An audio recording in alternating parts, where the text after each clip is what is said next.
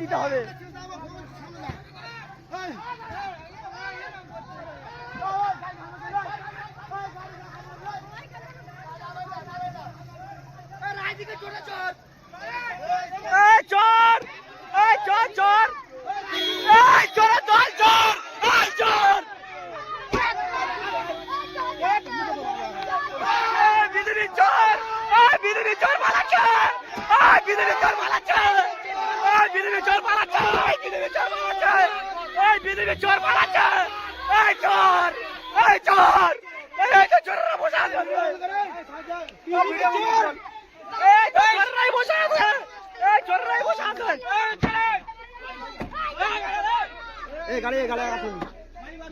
ইতিমধ্যে দেখা যাচ্ছে দক্ষিণ 24 পরগনার যে নির্বাচন তার মধ্যে রায়দিঘি বিধানসভার ভগবানপুর আবাদ থেকে বিভিন্ন জায়গায় যে বিজেপি প্রার্থীদের সঙ্গে বা বিজেপির যারা কর্মী রয়েছে তাদের সঙ্গে বচসা টেপ মেরে দেওয়া এই ঘটনা নিয়ে কি বলবেন?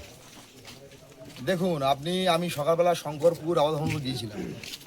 সেখানে তৃণমূলের যারা লুঙ্গি বাহিনী তারা গিয়ে কোনো হিন্দু মানুষ একটা গ্রাম, দুটো গ্রাম, তিনটি গ্রাম আছে, তারা যখন দল বেঁধে ভোট দিতে যাচ্ছে সেখানে বাইক নিয়ে আটকানোর চেষ্টা করছে। তো মানুষ কিন্তু সেই আটকানোর বাঁধ সব ভেঙে চলে গেছে। আজকে যদি দেখা যায় রায়দিঘি বিধানসভাতে 50-55% ভোট অলরেডি পোলিং হয়ে গেছে।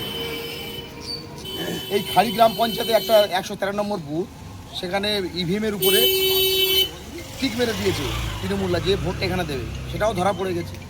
তো বিভিন্ন বুথে এই যে চালাই করার চেষ্টা করছে, সেই চালাই কিন্তু জনগণ ধরে ফেলেছে।